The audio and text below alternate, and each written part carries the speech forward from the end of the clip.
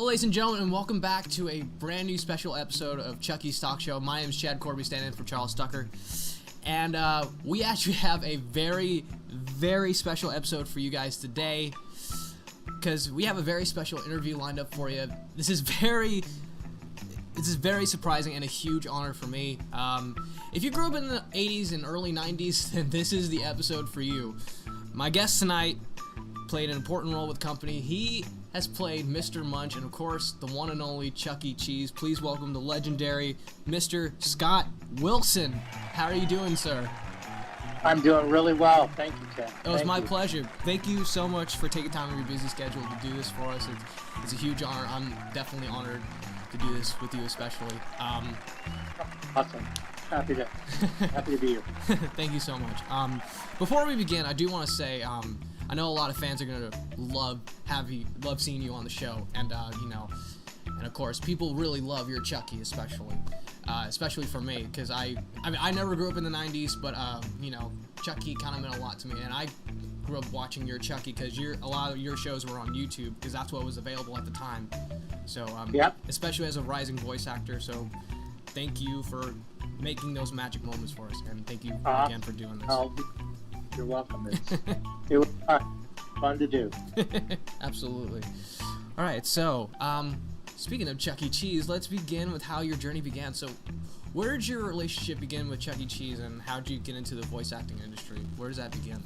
Well, it was the first actual exposure to Chuck E. Cheese was, believe it or not, as a guest of Chuck E. Cheese. I walked in it was actually the first location in San Jose, California. I had actually lived basically across the street from what was then called Town and Country Village, and which was an outdoor mall, and Chuck E. Cheese had opened up there. And actually this gas station that we frequented, my family and a lot of our friends, we just kind of, I don't know why it was a hangout, but everybody knew Lou and the Exxon station. And so Lou had said to me one time, he says, "Hey, have you been over to that new pizza place called Chuck E. Cheese's?" And I'm like, "No." And he goes, "Man, you got to go there.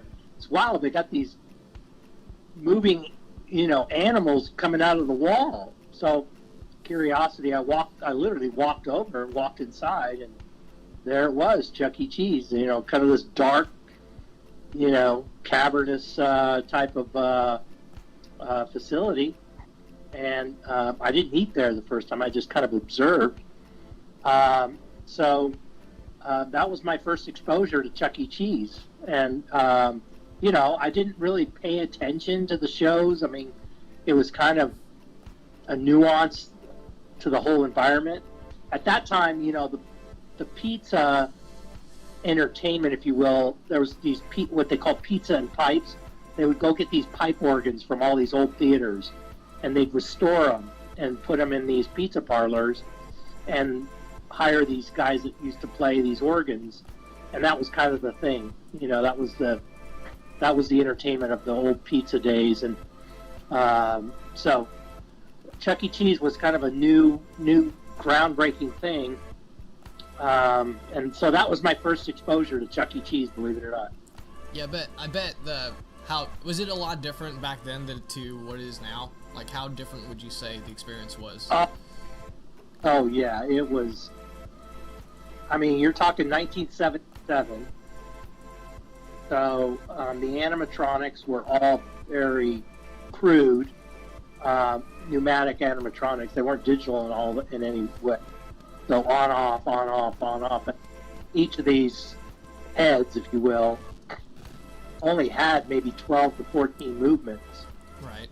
Mouth, turn their head. Maybe a couple of them had ears, things like that. So, no, it was way cruder in the presentation. But the other thing that was really different was just the whole dialogue and the non-PC dialogue. So, at that time, the original characters for that first year were John Widelock, Scott Holland, Joe Spano, can't remember who, Pasqually was Spano.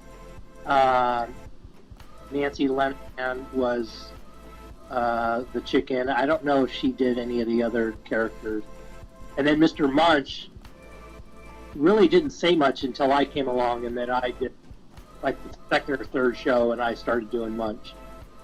So that was about it. I mean, it was really crude dialogue. I mean, there was nothing. I mean, they were, Chucky would call Jasper stupid, idiot. They were just.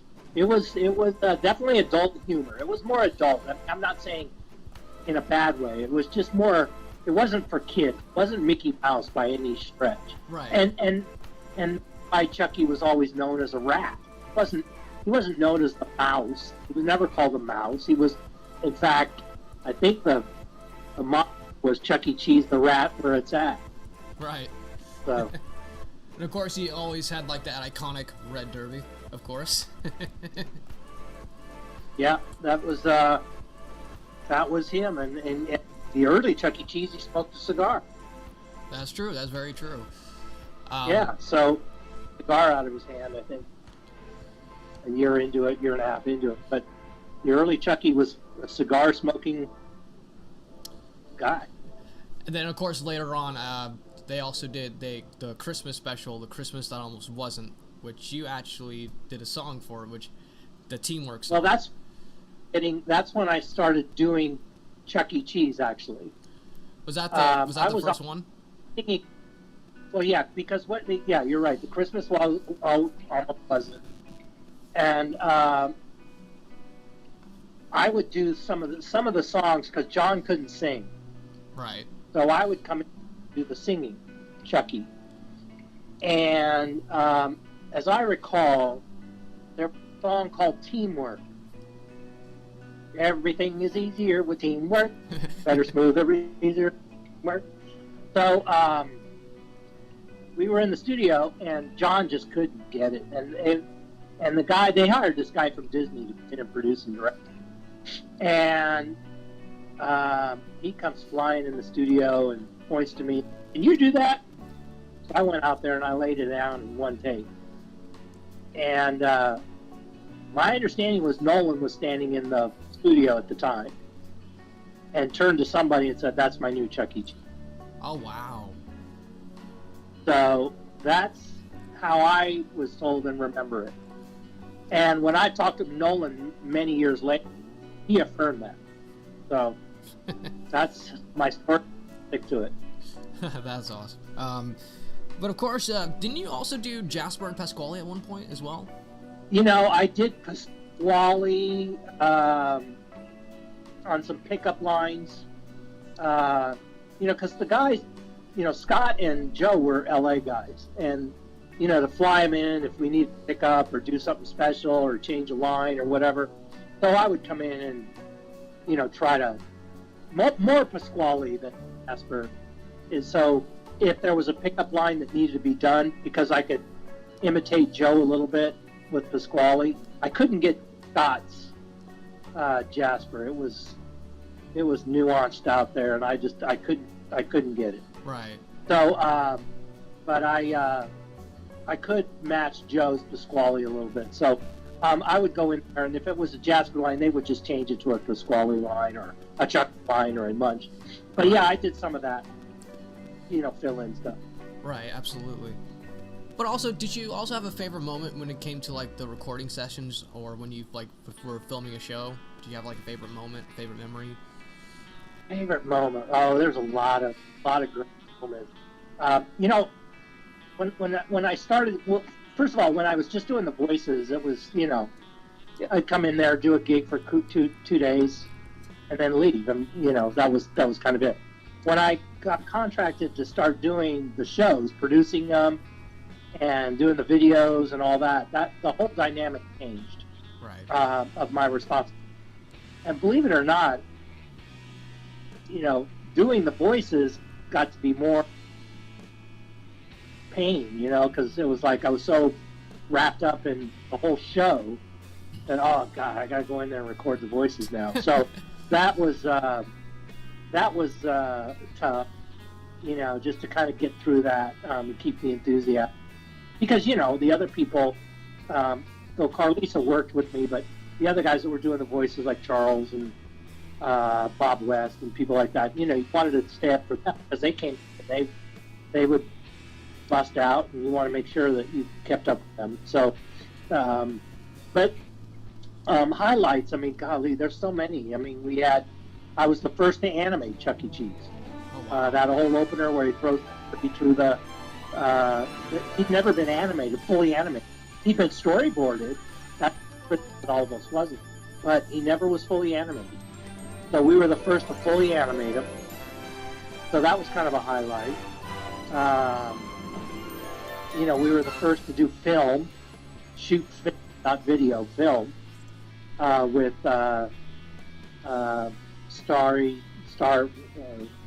Lucky Star, and so a lot of the others, which was a lot more costly because developing film and transferring it all.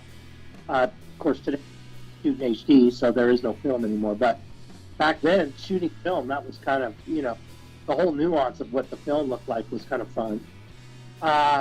We had some favorite songs. We did the originals, in that 90, 91 year, where they all were original songs because nobody wanted to pay rights. And then, the guys that were running Chuck E. were like, oh, well, but we can't sing along with them, and which means that nobody liked them, which wasn't really true. But, it was, we had our challenges with ownership and management and what they liked and what somebody else thought they liked. And, then the marketing department, which, the show department was kind of the underling to the marketing department. The marketing department, of course, had more dollars, so bigger expense, for commercials and stuff like that. But, it was, we came up with some good work. And I sit and watch the videos today, and, I'm still in touch with Charles and Lee, who wrote a lot of the songs in the, let's call it the second half of Chuck E., or second 2/3 of my Chuck E. production years. And I still think those songs hold up today. Save Me From Extinction. You listen to that song, that's a great tune. Absolutely. It's a classic. You listen to The Lion Sleeps Tonight. You listen to Old MacDonald, the way we did MacDonald. Yeah. That's killer. That's the arrangements that came out from Lee were really, really well done. And so they still hold the test of time. And I say those videos still, sure, they're older styles and stuff, but they're well done. Compared to today, I would stack those videos up to today's stuff at any time. Absolutely, and some of those songs are still used today too, and that's amazing. Yeah, too bad I didn't sign up for residuals, especially the birthday. Right. Man, I'd have been a millionaire. How long would the recording sessions or like the film shoots would go? How long would they go for? Usually. Well, usually it was 6 songs, 3 segments, 6 songs, so 2 songs a segment. From start to finish, with pre-production, scripting, storyboarding, the video part would take editing, shooting, editing. Video would take probably 2 months. Oh, wow. Yeah, casting, all that, yeah. From beginning to end, 2 months. Music and recording stuff, from arranging to session to mixing, about a week. Oh, wow. A week to 10 days. Whew. Yeah. It was a we were doing 4 or 5 shows a year. It was a grind. Right. It was, and then you'd have a Christmas show or a summer show or a special or whatever, a live show, so we were busy. I bet. We were busy for that 3. Sounds like it. Great, we were busy. Yeah. Speaking of shows, did you actually have a particular favorite you liked doing when you were voicing the characters? Uh, yeah, I mean, I had favorite segments. I would say, yeah, more so segments. I mean, I love the Christmas show we did with the Kentucky Derby and Oh yeah. that whole the Santa Claus is coming to town and rocking around the Christmas tree and shooting on that set Yeah. was fun. And then of course the Kentucky Derby and Don Pardo doing the voice. And so all in all, I think that was a really quality show. I like a couple of the first shows that we did with the real simple original songs, the puppeteering and Charlie and Dan's puppeteering, and just the little cell animations that they would kind of edit in, and so those were fun. But I would probably say one of my overall favorite segments was the summer segment with Little Red Corvette and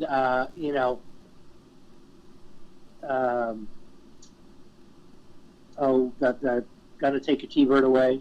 Dad's gonna take your T-bird away. That whole summer show. Yeah, that was fun. That was fun to do. We shot that all in California. Yeah, that was a good one. I love that one. Yeah.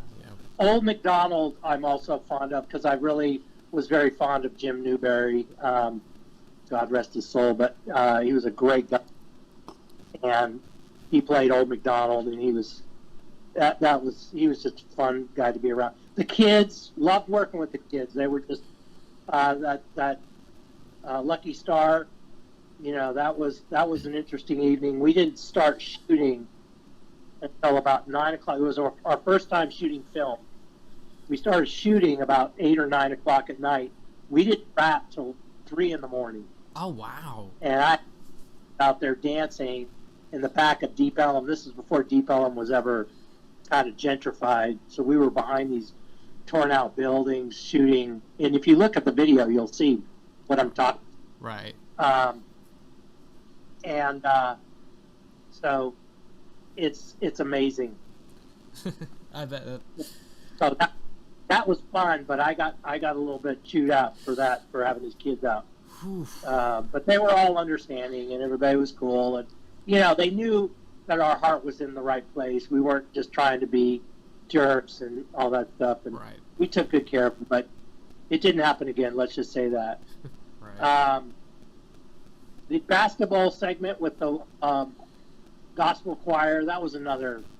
In fact, that's a great. Yeah, that was a classic. Yeah, that's really good. But if you ever had an opportunity to go back with Chuck E. Cheese, would you ever do it? Yeah, of course. Really? Yeah. Oh, wow. In fact, I'm surprised I haven't. I thought with all the changeover, I had lunch with Mike Maguziak before they went to Kentucky, and in the Richards Group and all that, and this is before they had selected the agency to kind of either do the rebranding or whatever they were going to do. And I told him, I said, the thing is, when you're Chuck E. Cheese, you got to remember that's the second most popular icon for a restaurant behind McDonald's, Ronald McDonald. Right. So when you mess around with that, you're really, look at Ronald McDonald. They haven't changed him one inkling in 45 years. Right. Maybe his pants are a little different and all that, but for the most part, he looks pretty much the same. Absolutely. And Chucky has evolved. Now, he did need to evolve, but I don't think they ever should have moved him off the Peeler Rose design. I think that was a mistake. And I don't think he's iconic today. Now, I know, he's more PC, but I think you lose a little bit of the integrity because people like yourself coming in, we're in the fourth generation of Chuck E. Cheese. If you think about it, it's 1977, you got 97, 2017, now we're into, moving into the fourth generation. And parents want to remember, they want to look back and go, yeah, man, that's how I remember it. Right. They don't want to look at something, ooh, Right. So, I'm actually one of the only few that's performed all three. Actually, I'm one of the only few. oh, really? Yeah, because we do this event called ChuckyCon. I don't know if you've heard of that, but it's like a fan convention. I went to one of them, or two of them. Yeah, with Gabriel. Yeah, one of them I went. I know I went to one. Yeah, Cheesevention. Yeah, So. you went to. Yeah, ChuckyCon's like a newer event. It's like a fan convention for both Showbiz fans and the Chuck E. Cheese fans. It's kind of new. It's kind of started back in 2018. It's a really cool convention. Okay. I do work for it. You know, it's really great because you get to see all three of them. So, it's really fun. You know, it's an honor. It was an honor to do. And of course, we also had we actually had Jeremy come by as a guest, too. So that was pretty cool. Yeah, Jeremy Blado. Yeah. Yeah, I hired Jeremy. Really? Yeah. Oh wow, that's awesome. Yeah, I hired him. He was a dancer at Six Flags, and he was a friend of Carlisa's. Right. And I got in to do Chucky. Oh yeah, that. He was really good at it, and I also brought in Robert Gotcher. Oh, okay. Robert and Jeremy, I hired both of those guys. That's awesome. So that's awesome. They worked with me and got to know the higher ups, and that's kind of how they got introduced. That's so awesome. they could be friends with Gene Cram through Carlisa and all that. So, but yeah, that's how I found them from working at Six Flags. They were character dancers. That is awesome. That is actually really awesome. I know that he was from 6'5", but I didn't know you hired him. So that's a good fact. Yeah. I hired him his first time was I remember Robert doing the mailman. Right. And I hired him for that, but I had Robert was also one of the other characters as well. But Jeremy I always had to do a Chucky, and I can't remember. I'm sure he was in one of the first 2 or 3 shows because again Carlisa was the one that introduced me to him. Right. Of course. Because she likes too. Right. Of course. And of course, we're almost out of time. But before we go, 2 things. Is there any advice for people who want to get into like the voice acting industry or want to get into the Chuck E. Cheese company, you know, or get into the entertainment industry? Do you have any advice for them? As far as getting voiceover, I mean, you know, it's a tough performance stuff to get in, and it's a really tight knit. You know, actors. You know, when you're talking film and television and stuff like that, there's a lot goes on your looks and stuff like that. In voiceover, you know, it's really the dynamic you can bring to a character by just using your voice. So, you know, it's more than just disguising your voice. A lot of different nuances of textures and flavors and things like that. And there's been some good ones over the years with, you know, Jim Cummins and Frank Welkers, and go back to, you know, I studied with Dawes Butler, who was Yogi Bear, Huckleberry Hound, and all those guys. Right. So, but you know, today it's everything's so digital. Everything, you know, you send in an audition on digital, and you know, it's done really digital, and it's much more concise. But it's still a very tight knit group. So once you get in and you work and you're consistent, you'll always work. So. Absolutely. Well, anyways, folks, Scott, thank you so much for doing this. And before we go, do you want to remind the folks at home what Chucky sounds like? Maybe. Well, sure I do. How you doing, everybody? It's your old pal, Chuck E. Cheese, and I hope you're all doing great, staying safe out there, and just taking good care of yourself. All right? It's so good to talk to you, and I hope to see you again real soon. Bye-bye. Ladies and gentlemen, the legendary Scott Wilson, and thank you all so much for joining us at Chucky's Talk Show. We will see you all in the next one. Talk to you then. All right, thanks. Hey, hold on, you guys! We gotta get going! But wait, Chucky, I have a riddle. What do you always have, even when it's not with you? Homework? No, silly, a friend. Good point, Jasper. You know, gang, we should tell all our friends how much we've enjoyed entertaining them today. Let's do it. Yeah. We'd like to say how nice it was to have you here today.